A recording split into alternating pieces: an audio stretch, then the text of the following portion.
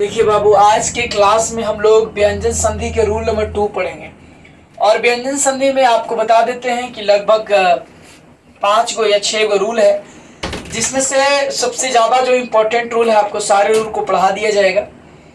और जो 12th और 10th या 9th या 11th के विद्यार्थी हैं, ये सब टॉपिक से बहुत ज़्यादा क्वेश्चन आता है आपको परीक्षा में। और यदि आप ये सब क्लास सही से कर लेते हैं तो आपको संधि में एक भी क्वेश्चन आपसे छूटने वाला नहीं है।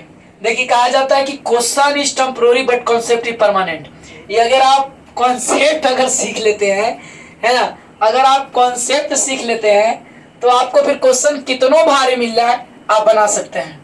तो बोल रहा है क्या कि यहाँ पे देखिएगा, रूल नंबर आज 2 हम लोग जानने वाले हैं। हम लोग पिछले रूल को पढ़ रही हैं।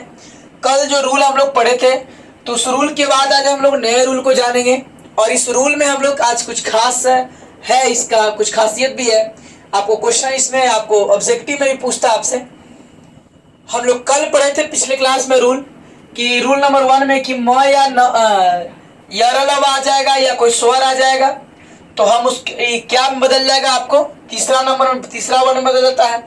लेकिन आज का रूल क्या है कि यदि कच ट प, यदि कच ट प कि यदि माने कि क रहेगा या च रहेगा या ट रहेगा या त रहेगा या प रहेगा, संधि बनाते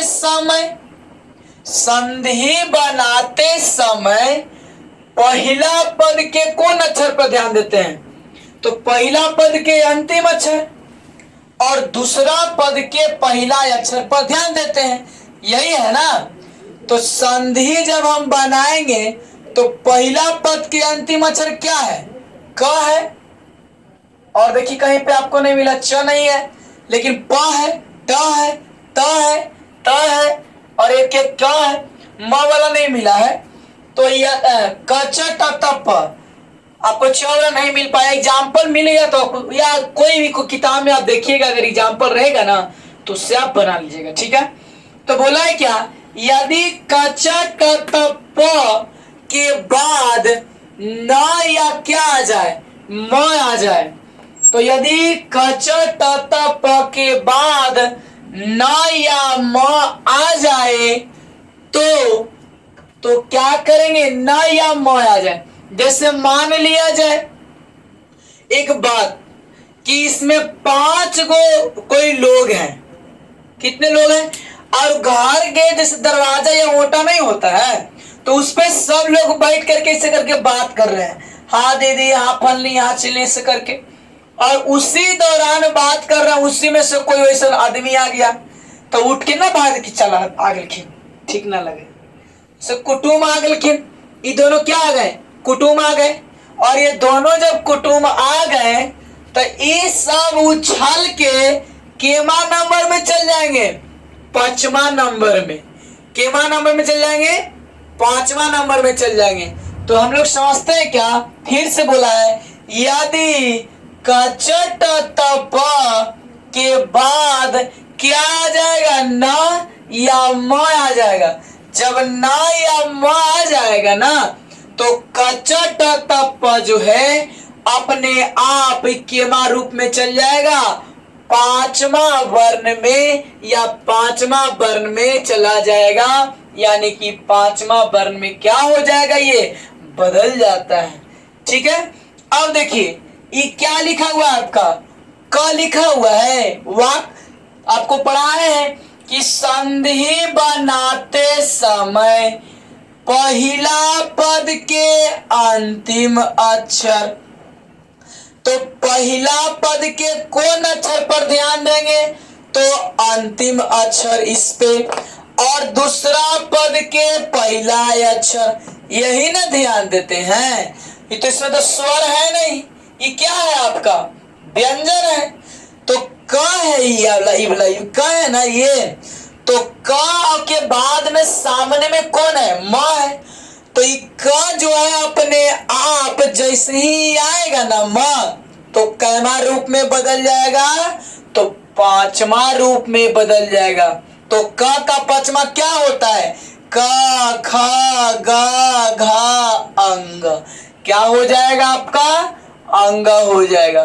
देखिए नीचे हलंत मारा हुआ है ना, तो इसमें भी क्या लग जाएगा आपका, हलंत लग जाएगा। ठीक है, अब देखिए इसका काम कुछ हो गया, व्यंजन संधि में बस एक ही वो का काम होता है, ये भैया के भाई वाह, और लास्ट में कौन बच गए, मैं, तो क्या हो गया आपका, वांग्मय।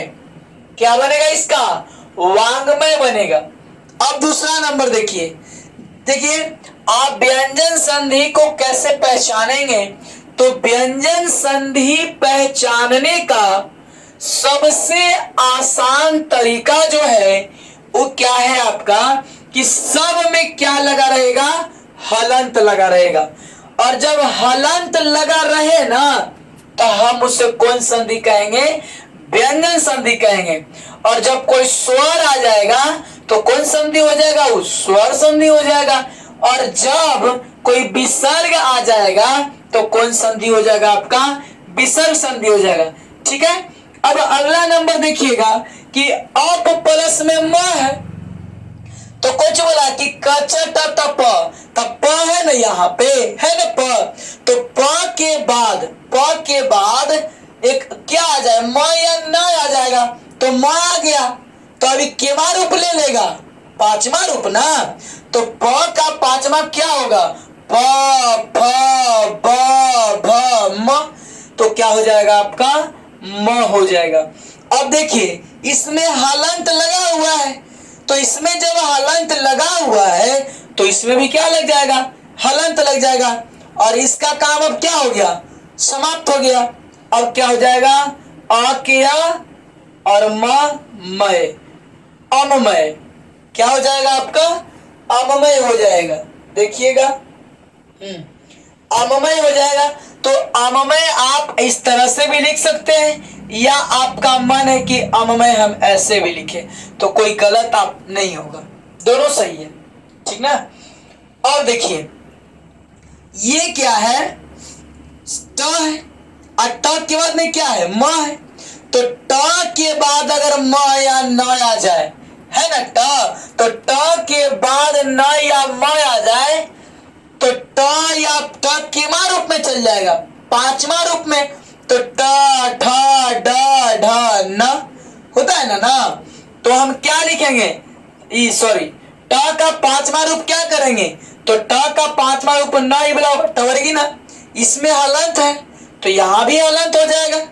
और अब इसका काम क्या हो गया, समाप्त हो गया। तो स का आगे कौन बच गया आपका, मूर्धन्य स है, तो स बच गया, और लास्ट में क्या बच गया, मार्ग के मार्ग। अगर आपको सन्मार्ग ई वाला नहीं लिख पा, या अगर लग रहा है तो हम क्या कर लेंगे, स ई वाला लिखेंगे।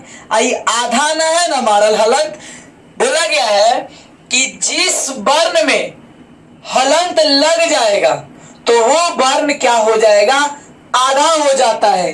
तो ये वर्ण में क्या लगा हुआ है, हलंत लगा हुआ है, तो आधा हो जाएगा। और देखिए इसमें हम आधा ना इस तरह से भी लिख सकते हैं, और मार्ग का मार्ग लिखेंगे। ठीक है, यहां तक में किन्हीं को कोई दिक्कत है क्या, नहीं। अगर ऐसा लगेगा तो क्या हो गया आपका, बांग्मय, अमय, सन्मय, सन्मार्ग है। अब देखिए जगत प्लस में क्या दिया है, नाथ है ना, जगत प्लस क्या है आपका, ये नाथ है। तो जगत प्लस नाथ जब रहेगा तो क्या करेंगे इसमें हम, देखिए ये त है, और त के बाद पांचवा वर्ण क्या है आपका, न, तो जब त या न के बाद, त या न के बाद जब आ जाएगा, त के बाद न आ जाएगा, तो त किमा रूप में ले लेगा, पांचवा रूप में, तो क्या लिखेंगे कि जग, सॉरी ये त पांचवा रूप ले लीजिए आप, तो त के पांचवा रूप क्या है, त थ द द न, कौन वाला ना होगा, तवर्गी ना, तो हम क्या लिख लिए, तवर्गी ना। अब देखिए तवर्गी ना जो लिखा हुआ है, हलंत न मारा हुआ, तो हम इसमें भी हलंत मार दिए। ठीक है, अब देखिए इसका काम समाप्त हो गया। जब इसका काम समाप्त हो गया तो आगे कौन बच गया है, जग, तो क्या लिख दिए हम, जग लिख दिए, और आगे कौन पीछे लास्ट में, लास्ट है ना ये, तो लास्ट में क्या बच गया आपका, नाथ बच गया। कौन बच गया, नाथ। तो क्या हो गया आपका, जगन्नाथ। तो जगन्नाथ जो आप इस तरह से भी लिखेंगे तो गलत नहीं होगा। और अगर आपको लगता है कि जगन्नाथ हम इस तरह से लिखे, ये आधा ना है, तो आप तो पढ़े ही हैं कि आधा ना हम इस तरह से लिखते हैं। और कोई भी वर्ण में जब हलंत लग जाता है तो वो वर्ण क्या हो जाता है, आधा हो जाता है। तो क्या कर दिया हम इसको, आधा कर दिए। इसी यही वाला के ना जिसमें हलंत लगा हुआ है उसी को आधा करेंगे। और इसके बाद में फिर क्या हो गया आपका, नाथ के नाथ हो गया। तो क्या हो गया आपका, जगन्नाथ।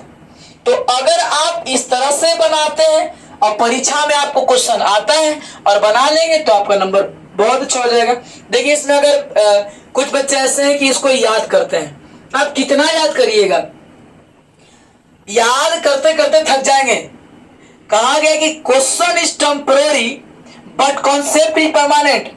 क्वेश्चन जो होता है वो आप अगर कॉन्सेप्ट अगर आप सीख लिए, जैसे आपको कॉन्सेप्ट सीखे हुए हैं कि 12 प्लस में 12 तो 2 2 4 1 1 2, तो ये ऐसा थोड़े कि आप याद किए हैं कि 12 12 24। आप एक बार कोई भी टीचर से पढ़े होंगे तो आपको टीचर क्या कर दिए, सिखा दिए, और उसके बाद में आप क्या करते हैं, सारे रूल को जितना भी भारी आ जाए बनाते हैं। अगला नंबर देखिएगा, उत प्लस में क्या है आपका, नति है। उत प्लस में क्या है, नति है। तो इत त या क्या आ गया, ना आ गया। तो त के बाद जो है न या म आ जाए तो न आ जाएगा तो इकेवा रूप ले लेगा, पांचवा रूप ले लेगा। ठीक है, अब देखिए यहाँ पे त का क्या लिखेंगे, त के पांचवा क्या होगा, तो त के पांचवा जो है न होगा, और न में क्या लग जाएगा, हलंत लग जाएगा, तो हलंत लगा दिए हैं। इसका काम क्या हो गया, समाप्त हो गया। अब देखिए यहां पे क्या है, ऊ का ऊ हो गया ना, ऊ का ऊ हो गया, और बाद लास्ट में क्या बचा, नति, तो क्या हो गया आपका, उन्नति। ठीक है, अगर आपको लगता है कि हम इस तरह से उन्नति नहीं लिखेंगे या आप किताब में नहीं देखे होंगे लिखा हुआ, तो इस तरह से भी लिख सकते हैं कि ऊ के ऊ आई कौन ना है, हलंत लगा हुआ है, तो अब इसको आधा ना से लिख सकते हैं ना। अब फिर लास्ट में क्या कर देंगे, नति कर दिए, क्या हो गया आपका, उन्नति हो गया। अब देखिए अगला नंबर देखिएगा, दिया है क्या कि 60 प्लस में मास, 60 प्लस में क्या दिया है, मास दिया है। तो 60 प्लस में मास जो है आप इस तरह से भी लिख सकते हैं कि ट जो दिया हुआ है ये ट, तो ट एक में क्या लगा हुआ है, हलंत लगा हुआ है, तो ट के पंचम वर्ण क्या हो जाएगा, तो ट ठ ड ढ न होगा ना।